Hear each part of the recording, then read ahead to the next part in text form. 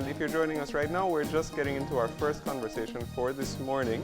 And as we said earlier, we are going to be breaking down a little bit of the 2021 to 2022 budget. And joining us for this conversation, we have the Minister of State in the Ministry of Finance, Christopher Coye. Good morning, Minister. Hi, morning. All right. And thanks for joining us this morning. We appreciate your coming in to share a little bit of this about the budget. Now, I guess we can start by just talking a little bit about what the process was like for the government putting the budget together for the 2021-2022 financial year. Well, certainly it was an involved process. We had internally, in terms of the ministries, putting together their budgets with certainly ceilings that we had to establish having regard to the state of public finances. We also had the budgetary consultations with the various social partners and stakeholders, and had that influence the process in terms of what we wanted ultimately to come to in terms of the budget estimates to be tabled. So it was a couple months in going through that process. Mm-hmm. So let's dive into some of the details of the budget. One of the things that is a critical part of being able to talk about what the next year will look like is talking about the recovery plan. There are 4 specific points that have been outlined as a part of this recovery process.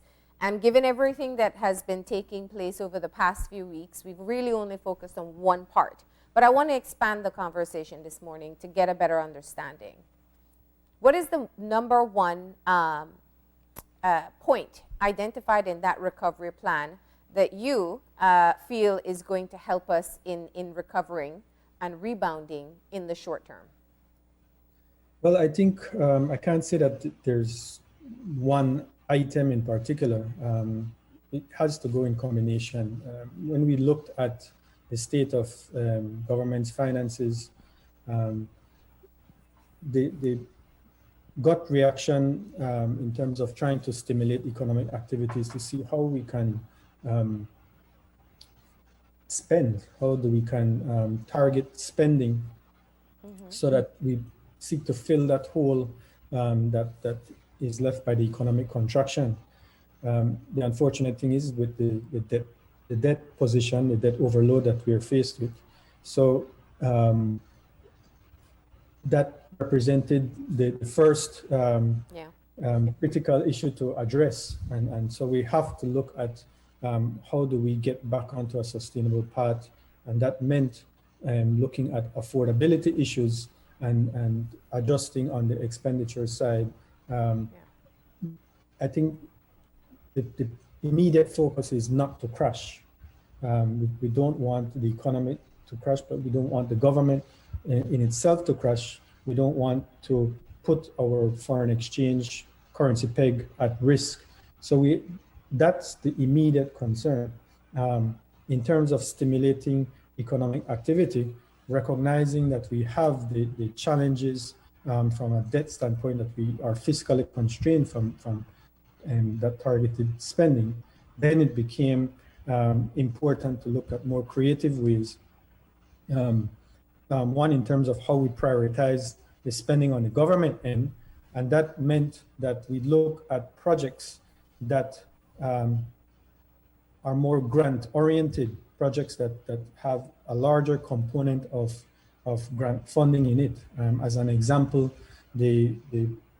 one of the infrastructure projects, or a couple of the infrastructure projects, include the coastal road, and as well the Remate bypass road, or the improvements to the Philip Golson International Highway. In the case of the Remate road, or the Philip Golson Highway, that is a 59.8 million US project, of which over 18 million US comprises grant funding. So looking at how do we use these projects that have large components of grant funding to enable or stimulate economic activity at the same time. So prioritizing capital spending in that way to get government to still spend, but not as much by way of just debt, but by getting, in effect, free money is certainly one priority.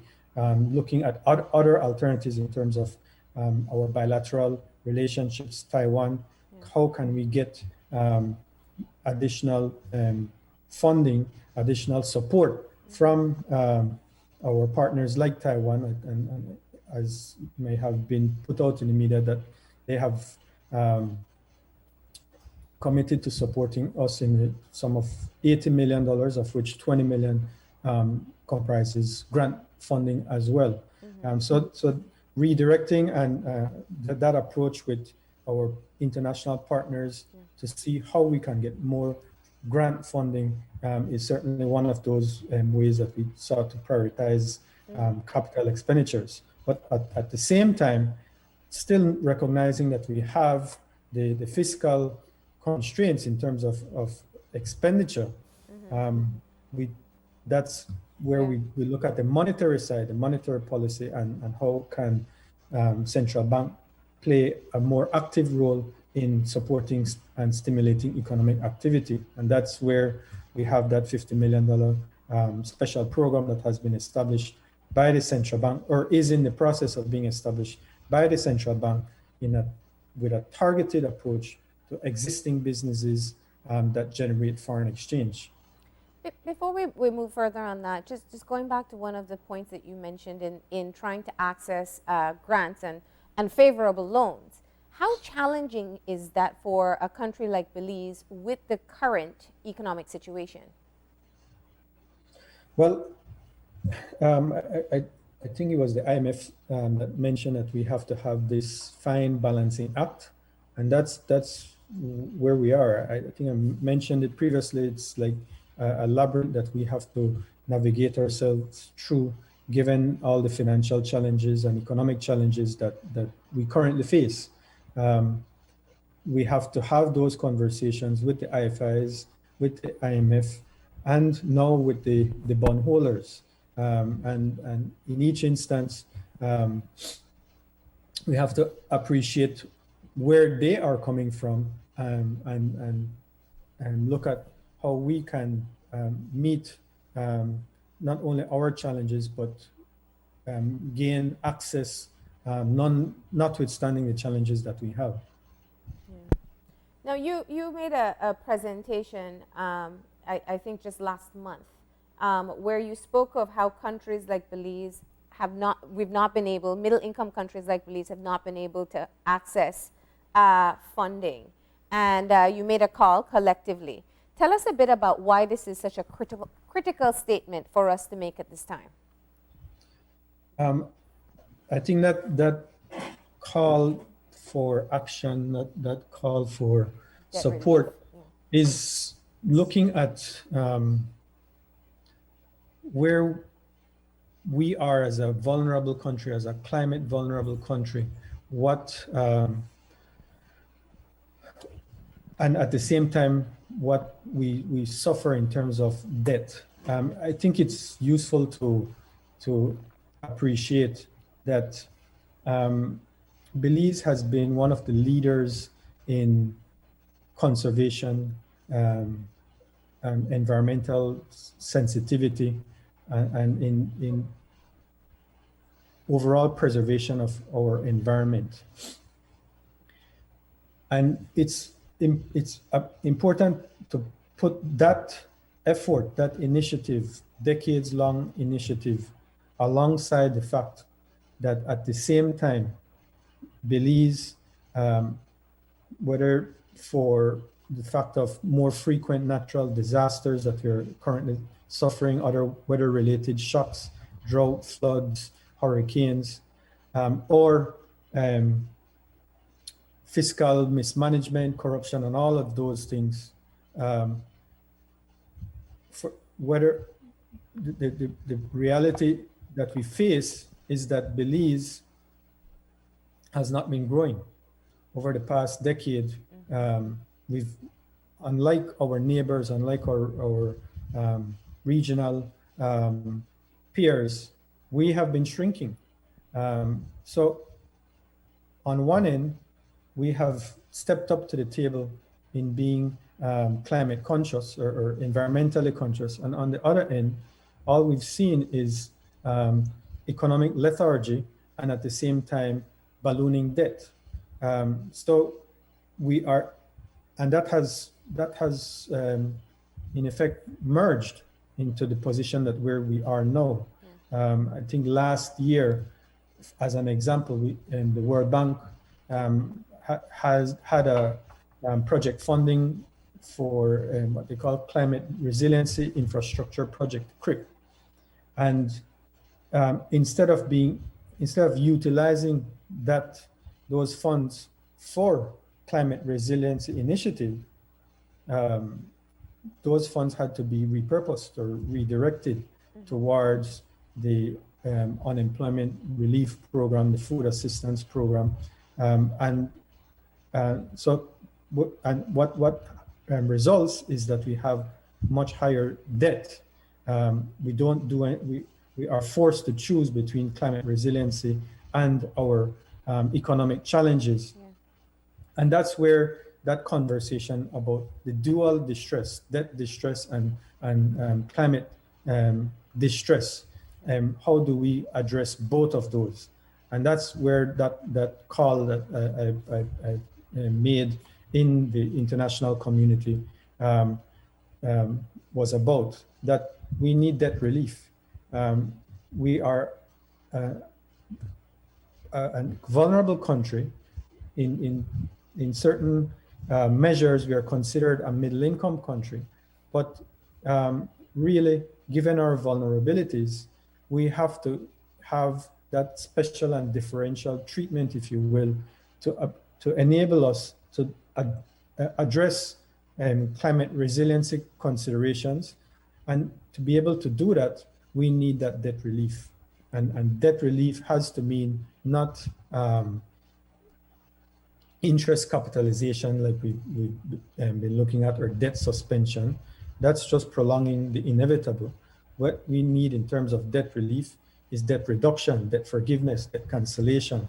And that, I think, is a common call or a common need amongst vulnerable countries like ours. For sure. And I think that, in the best case scenario, we would be able to see some of that, and that is reflected in the budget. But shifting gears a little bit, one of the other features, or major features of the budget, and the Prime Minister did speak about this in the initial presentation, is talking about eliminating waste and prioritizing government spending. Can you talk a little bit about those considerations when it came to putting together the budget? Well, in terms of the second part, I think I kind of referenced some of that in terms of prioritizing the capital expenditures to more grant-oriented, but also productive sector-oriented that will support efficiency in our productive sector. But besides that, when we look at efficiency in our spending, in our recurrent expenditures, that's where we have gone through, or are in the process of going through, the centralization of public procurement. That's one of the initiatives, but alongside that as well is the implementation of internal audit controls and procedures, so that we can initiate, plan and perform internal audit activities on an ongoing basis.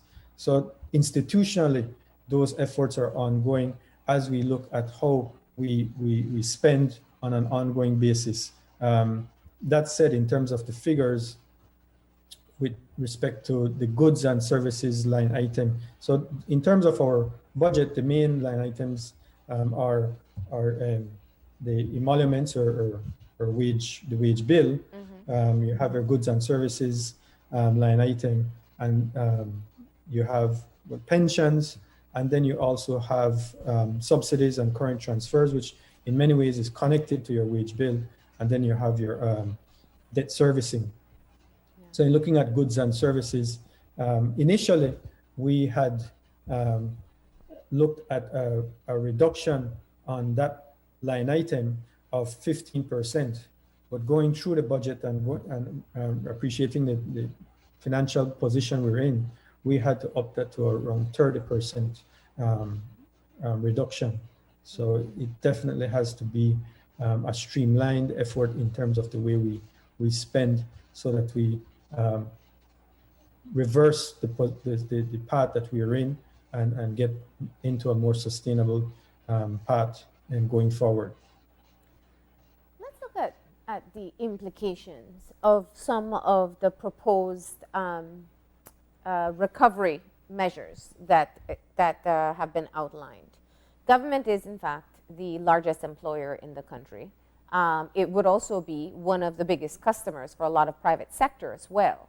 When you talk about reducing the amount of spending on goods and services, and naturally when you talk about reducing salaries, it then means, and many have been speculating, that in the months to come, things are in fact going to get more challenging because there's less money moving around. How do you respond to that? I think it's there are a combination of points to raise when you speak to that.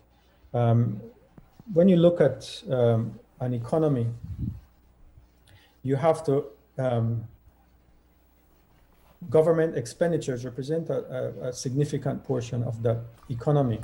The private sector, consumption, investment, imports, exports, all those represent additional key components of your economy. The fact of the matter is, on the government end, Belize is not the United States. Belize doesn't have the US dollar as its currency. Belize has the Belize dollar as its currency. So at the same time, when we conduct business, we import quite a lot. And if we import quite a lot, we need foreign exchange. And if government just spends and spends by printing money and spends printed Belize dollars, what you end up with is a position of one, inflation, but two, devaluation risk, because you might be printing Belize dollars, you're not printing US dollars. The US can print US dollars, and everybody has demand for the US dollars. We, in our case, we have demand for the US dollars that the US is printing. But as much as we have demand, we can only attract US dollars if we create value that attracts the exchange or the supply of that US dollars. So it is certainly more difficult for us in terms of what we can do from the government side if we are not in a strong position for spending, if we don't have that strong foreign currency backing. Now, when we look at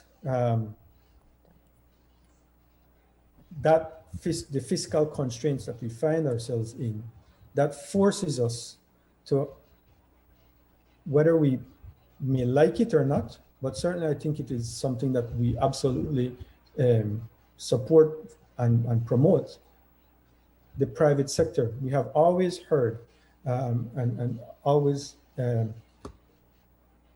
heard of others speaking about how important the private sector is. Yeah.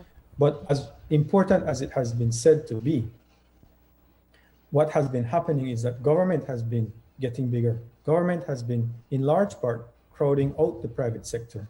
What we need is to reverse that path and enable the private sector to step out and emerge as the leader of this economy.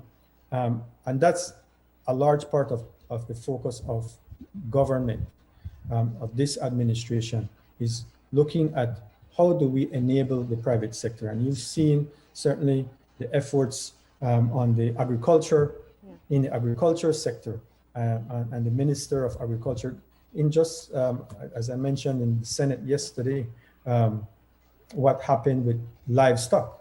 $30 million worth of livestock were exported under this new administration. That could have happened under the past administration. Other items could have also occurred under the past administration, but that is where we make a difference. How do we enable the productive sector? How do we enable the private sector to play their role, their leading role in pushing this economy forward? And when we look again at those economic components, those components that make up our GDP, exports is that substantial component. That's a private sector component that makes that contribution. And exports specifically generate the foreign exchange that enable us to import fuel, to import electricity, to import bandwidth. So I can't underscore enough the importance of having a thriving export sector, which includes agriculture and includes tourism, includes BPO, and of course, other sectors that we want to see develop.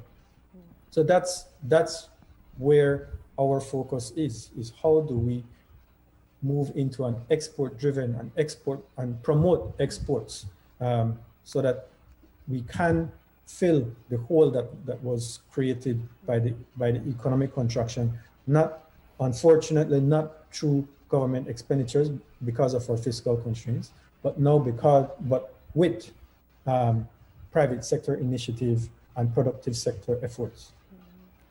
There is the Economic Recovery Advisory Committee that's been put together with representatives that comprises private sector representatives, and they've submitted recommendations so far to government. One of the cries we have always heard over the years is how challenging it is to be competitive in the international market because of taxes that may be associated with whatever production or manufacturing they need to do here. What's the status of being able to look at that aspect? Because if we want to be able to build or export and reduce the trade deficit, then it also has to be where it can be affordable and possible for us to be able to build what we have here. I wasn't sure I heard if you were referencing taxes. Well, taxes is one, but they've always talked in general about whether it is importing particular items that they need for manufacturing, but in general, it is difficult for them to be competitive. Yes, I think that has been a part of that conversation at the Economic Recovery Advisory Team. And some of the recommendations certainly are worthwhile looking at whether it can be implemented. But you have to look on both ends. One of those recommendations that have come forward is looking at a completely different approach to taxation of in effect, the export sector, the productive sector. That, as it stands currently, the government taxes on inputs, not really on the outputs. So it taxes, you have the import duties, you have the environmental tax, you have GST. All these taxes get taxed on inputs. You have fuel tax for transportation portion. Sorry? You have the fuel tax too, that also Yes, adds fuel if tax, they have to move around. Yes, so you have Yeah. all those various taxes that are applied on the inputs to production. One recommendation has been, instead of applying it on the inputs, you apply it on the outputs, and that's the conversation about excise tax. What that does, or what in principle that will mean, is that there's less cash outflow on the input side for the business, which enables that business, that productive sector export business, to invest that cash into the business so that it allows it to have a larger productive capacity or production on a whole. And so with that larger production, there can actually be more tax revenues that can be generated on the output. So that's one of the conversations that have been raised, and one of the recommendations that have been put forward. That one is, like I said, very interesting. However, it does mean a transfer of risk from the government over, or from the productive sector business over to the government, in terms of waiting for that cash flow. So it's cash flow that has that would have been with the government, would no longer be with the government until production occurs, if production occurs as contemplated. Sorry about this. You got to tell them you're busy with us. Yeah. Yeah. But so that's, sorry about that. So that's, like I said, there's a transfer of risk in cash flow to the government in that sense. Yeah.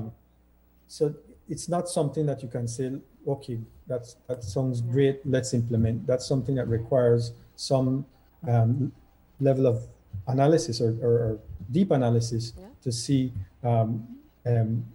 whether it can make sense for both sides, whether it can be a win-win for both sides. And access to markets is critical. You know, even if you assume you have access, as we saw with sugar, it doesn't necessarily work out the way you think it would.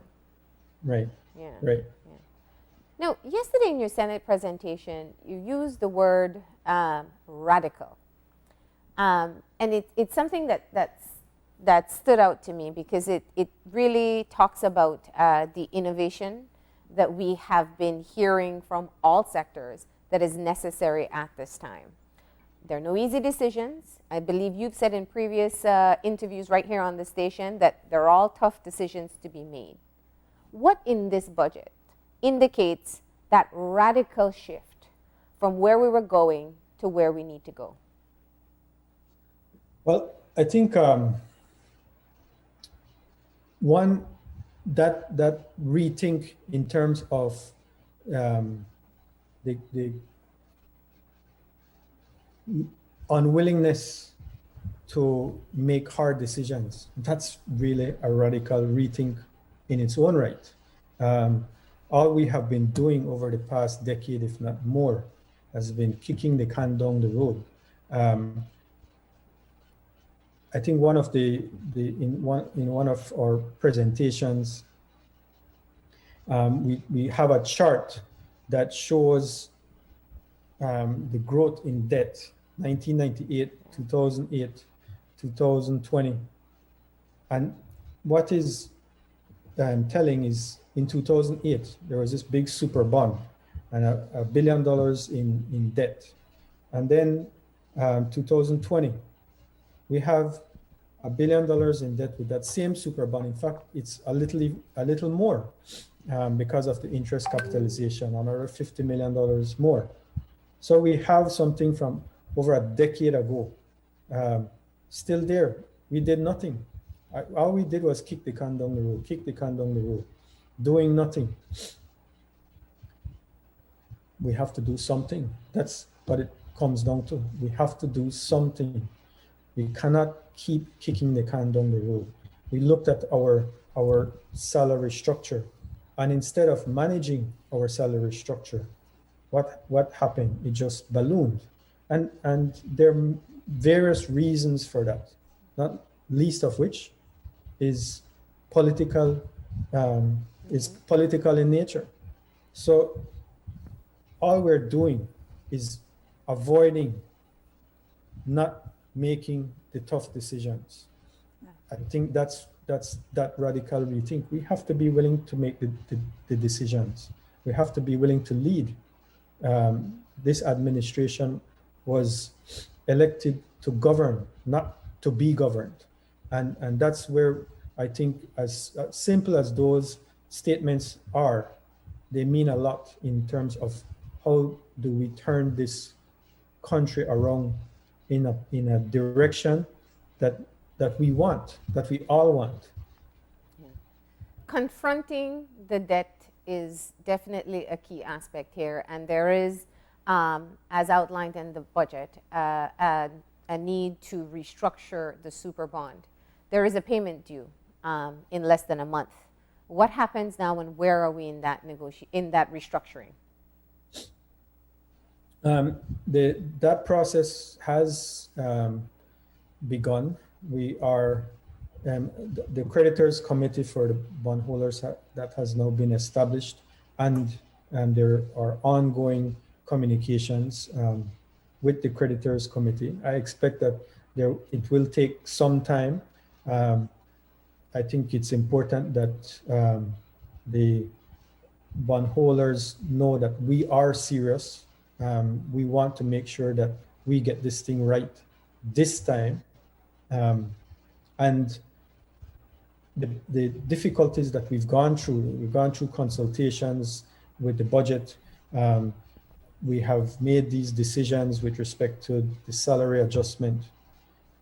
Those are demonstrations of our commitment to making sure that we get this right. We have had the conversations with the IMF.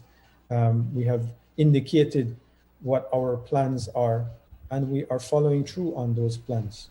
We have to show that commitment. We have to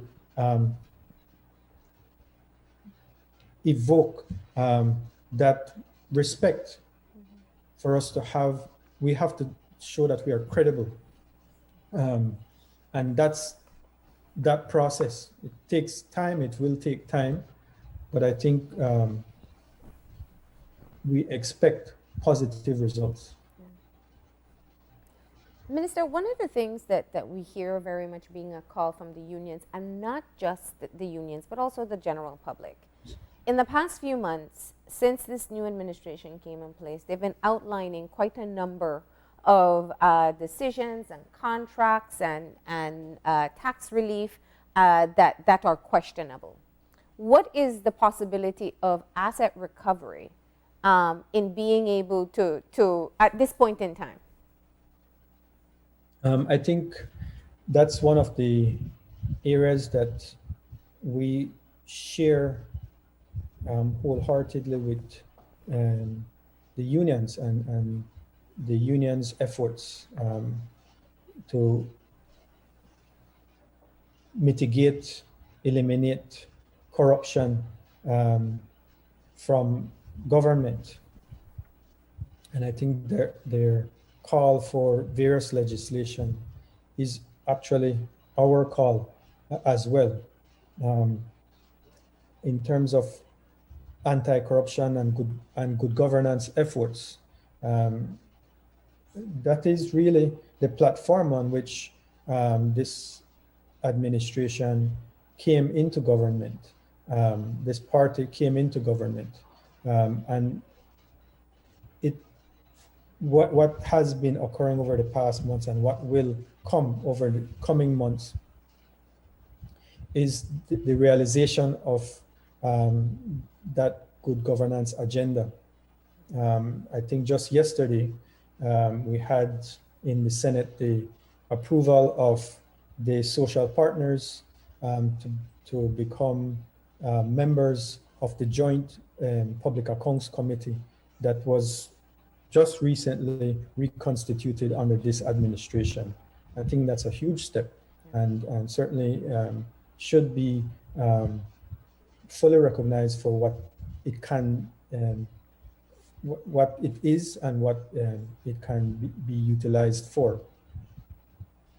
The efforts in terms of what the unions speak to with respect to the whistleblowers legislation and the asset recovery.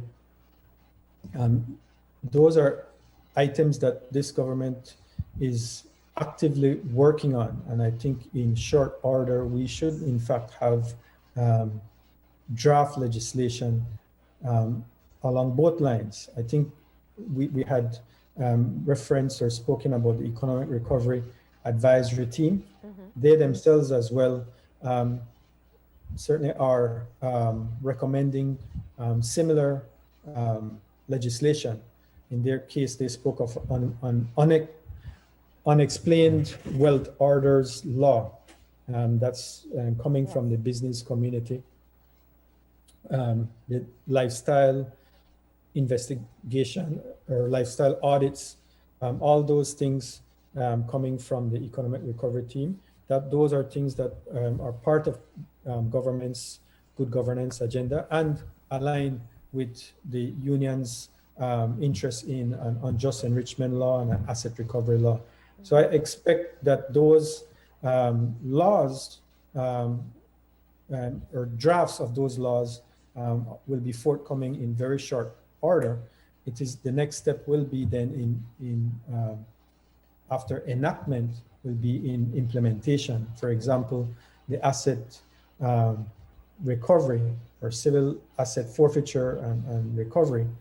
That will mean the establishment of an asset recovery unit. Where is that placed? How is that manned? The costs associated, and we have to find that money, but certainly we will. But the process of implementation, so that it is not just another piece of paper on the books, but that it is a live functioning inhibitor to corrupt behavior, corrupt activity. Certainly the development of that law is not only about looking forward, but also looking at what has been done. So it will, I expect that it will involve a level of retrospectivity so that those that have benefited by their corrupt behavior and the assets that they have gained are not, they won't get a free pass. They won't escape. They will be caught in the net. And you know, I'm thinking that as you say that, though, that all of that will of course involve more resources being spent on the government side, and possibly even, you know, even looking at, you know, we spoke about a little bit like the establishment of new units. So how do we balance the economic considerations when we hear, when you do have that mandate? Well, I think the economic consideration, corruption is certainly an economic consideration. It is a waste of government. It's not only criminal, it's a waste of scarce government resources. And it's a tremendous waste. Whether it's in the form of tax evasion, asset disposal, or undervalued asset acquisitions, it's substantial waste of government's resources, or substantial loss of government's resources. So it is absolutely an economic consideration. So I believe that the investment in a unit like that is certainly well worthwhile in terms of what it can save. So if you look at it from a business standpoint, I think the return on investment is substantial, and I don't see that there would be a pushback in making that investment to eliminate corruption. All right. Well, any closing thoughts as we wrap up the conversation for this morning?